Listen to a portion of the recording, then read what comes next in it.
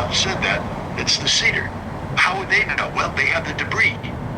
You know, the debris are serial numbers, and the serial numbers show what the booster was. This is the most modern booster that the Russians have.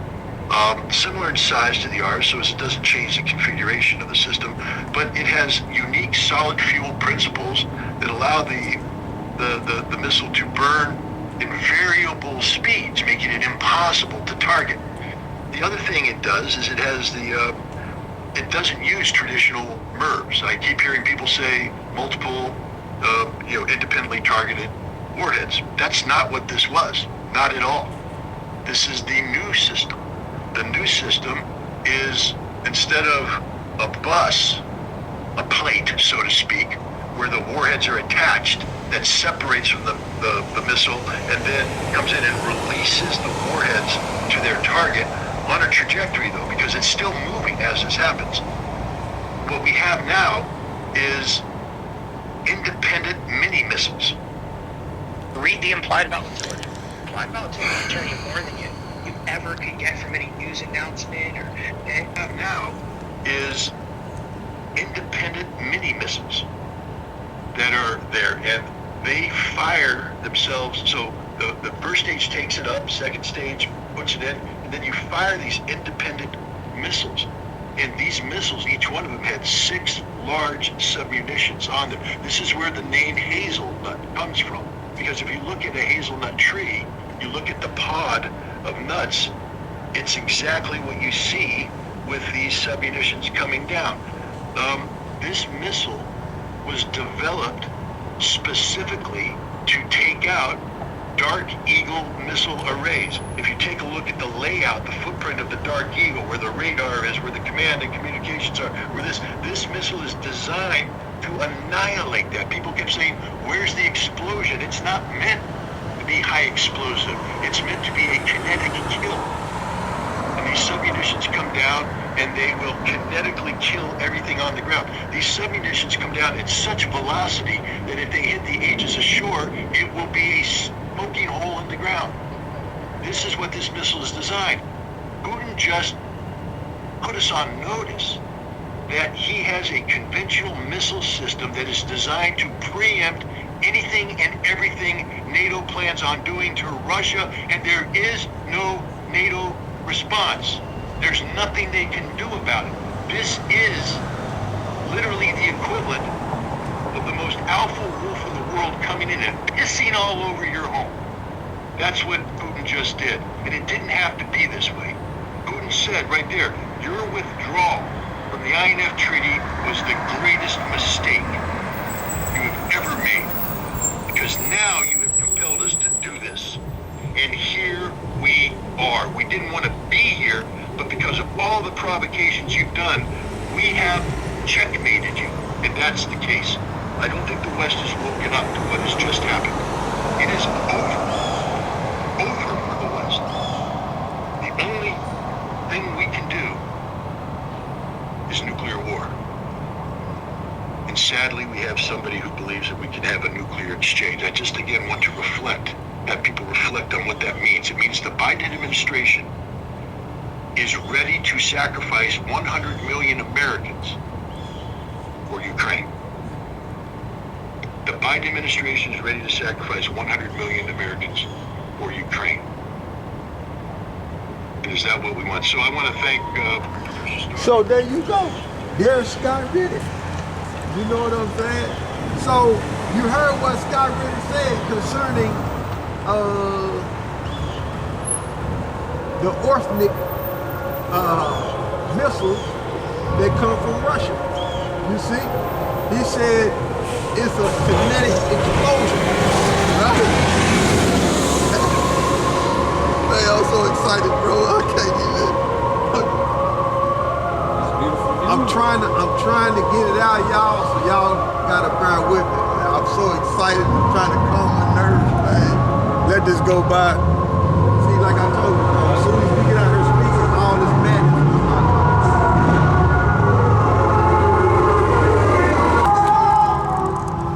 see, it happened like that.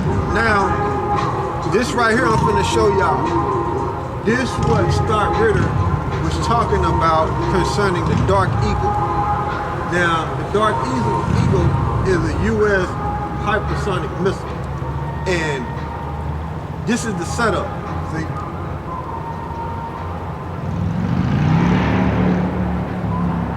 So that's a medium-range missile that Russia is saying, look, we got kinetic missiles, which we demonstrated in Ukraine to take that out.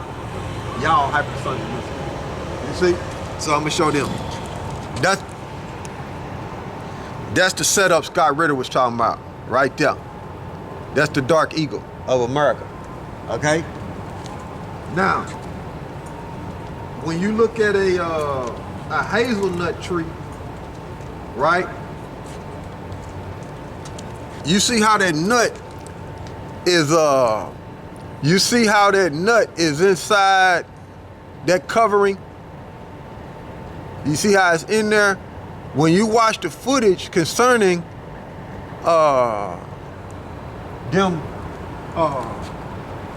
missiles dropping, it looked just like that. You know, it looked just like that. And what I'm gonna do, Lord willing, I can go back to it.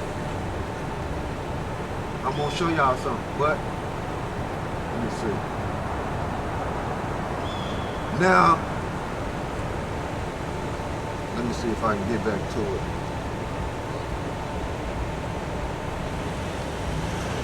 Lord willing, will let me.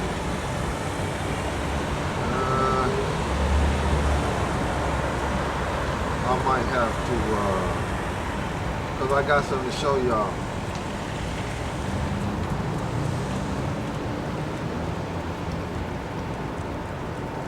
It ain't letting me get back to it. Let me go.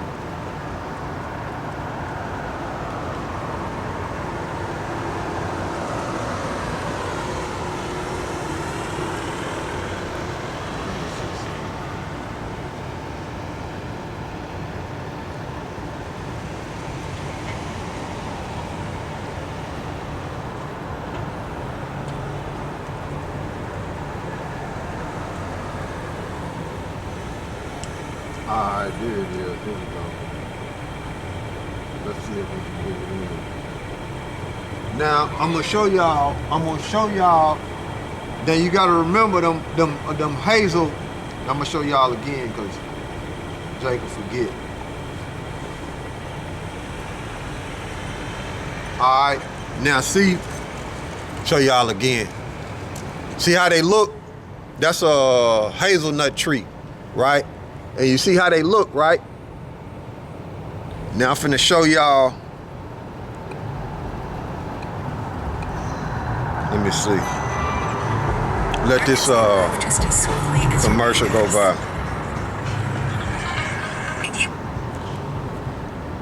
See how they coming down?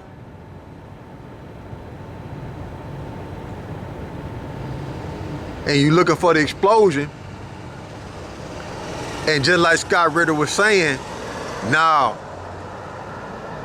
it ain't supposed to happen like that. That's a kinetic bomb to where it won't, you won't see a big explosion like that. So he's showing you, you know what I'm saying?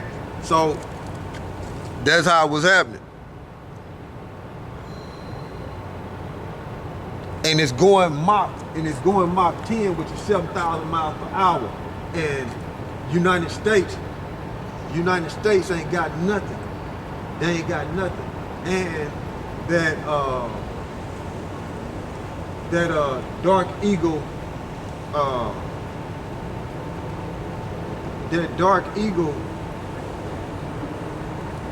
weaponry, you know, the missiles that United States got, Russia already got some destroyed.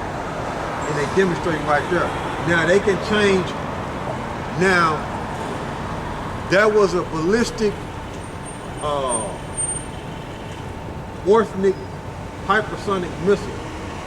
Now, the payload. Google, what is the payload? What is the payload on the missile? What is a payload missile?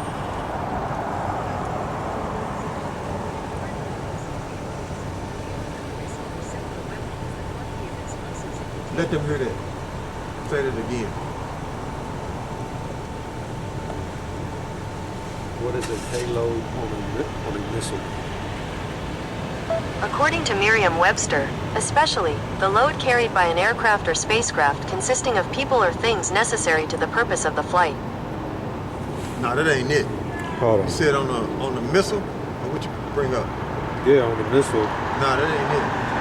Payload goes into how much destruction and what the missile is.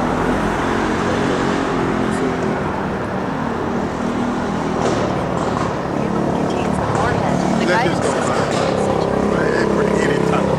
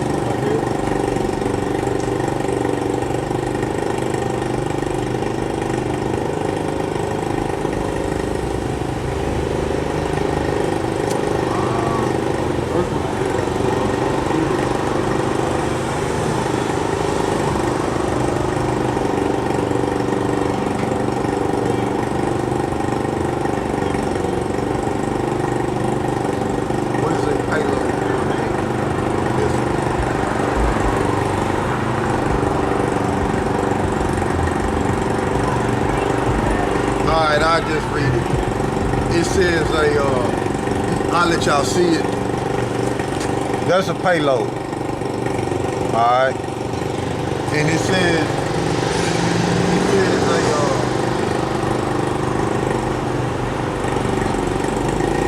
a payload on a missile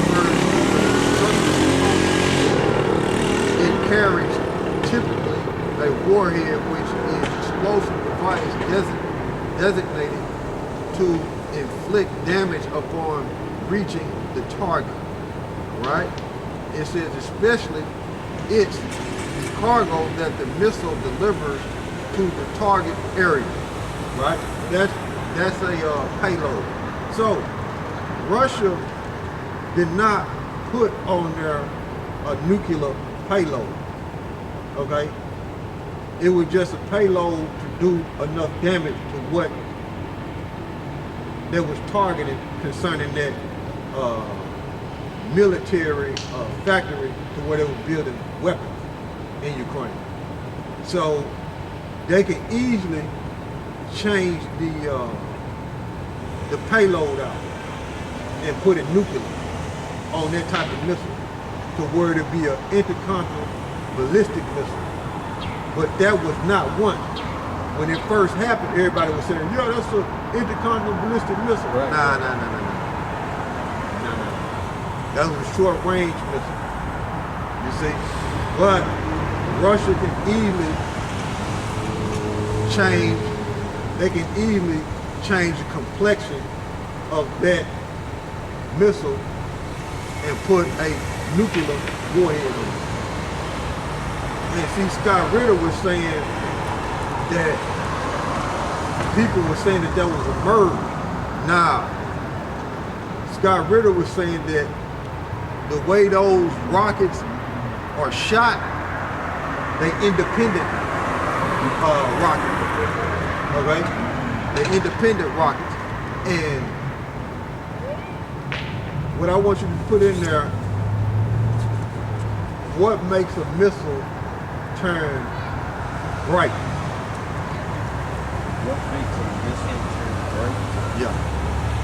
They're dealing with plasma.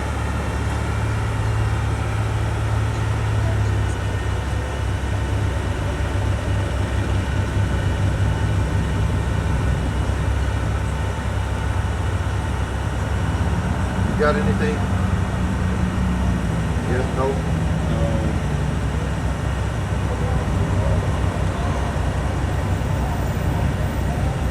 Alright.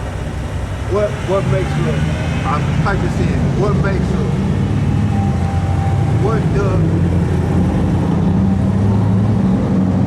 what makes a ballistic missile blow? That's what you got.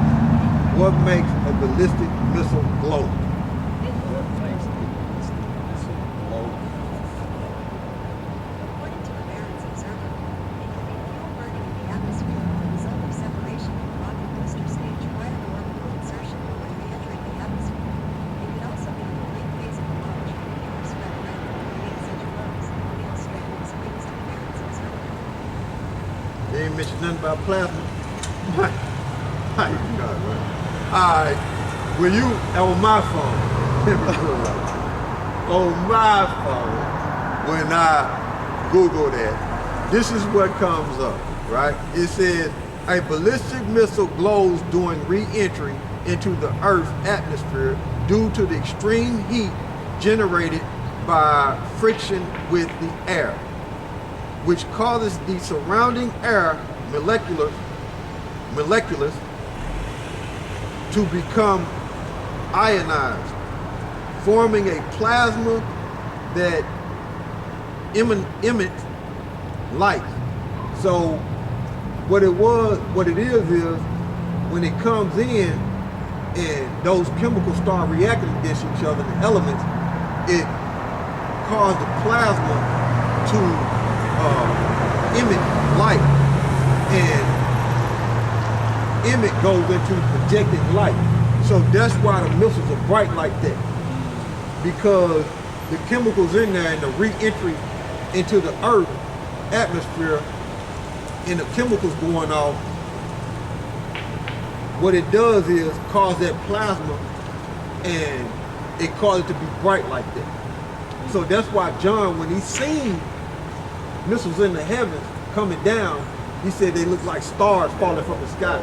So that was those chemicals in the re-entry of the missiles into the Earth, and everything working together, the atmosphere and everything working together to where it would cause them to be bright like this. I don't need that, brother. We speaking. What's going on? What is that?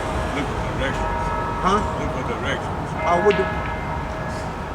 What directions you looking for, brother? Looking for 423 East Capitol.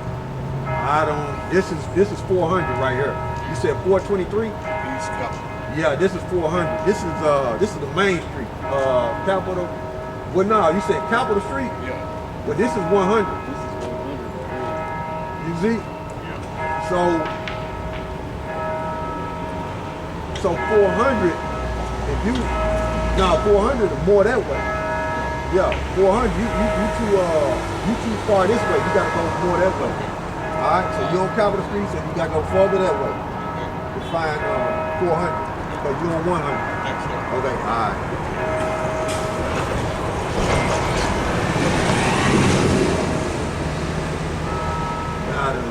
I done lost my train of thought.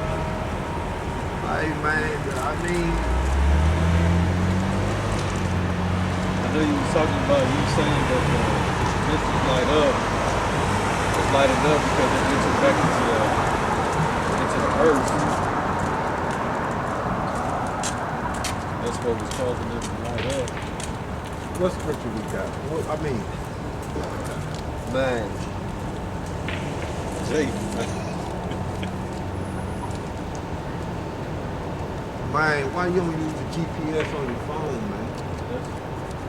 Why, man? Why, man? Why? I don't, man. That's,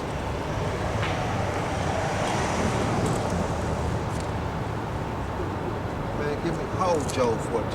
Hold Job 14. I don't understand this, man. What is it, man? What is it, man? I don't understand this, man. What is it? God damn. This place gotta fucking go, man. He's gotta fucking go, man. You got a GPS on your phone, man. And you got paperwork that saying where you need to go. Just look at the signs, man. But man, our people, man.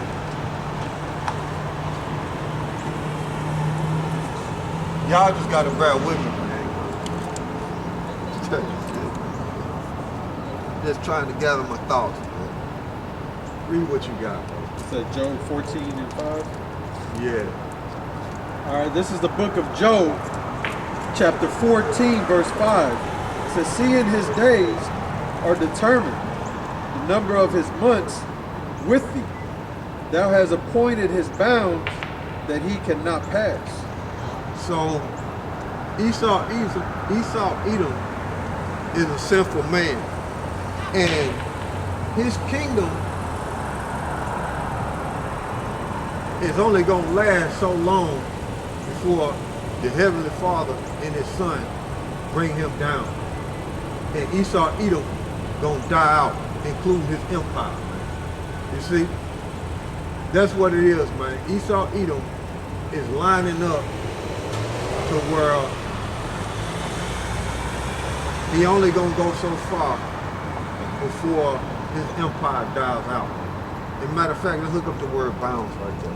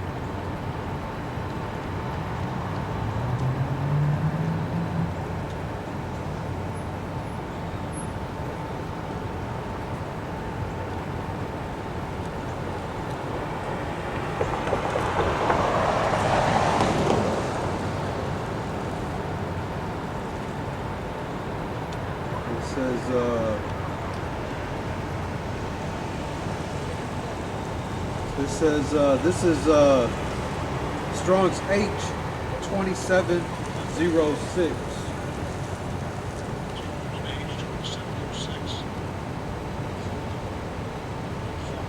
Folk. It says statute, ordinance, limit, something prescribed, prescribed portion, prescribed limit, boundary, decree, ordinance, conditions. What I want out of the limit. Yeah. You see? That's what I want out of the limit. So he's only limit. He only can go so far. So Edom, he himself is limited, and his empire is limited.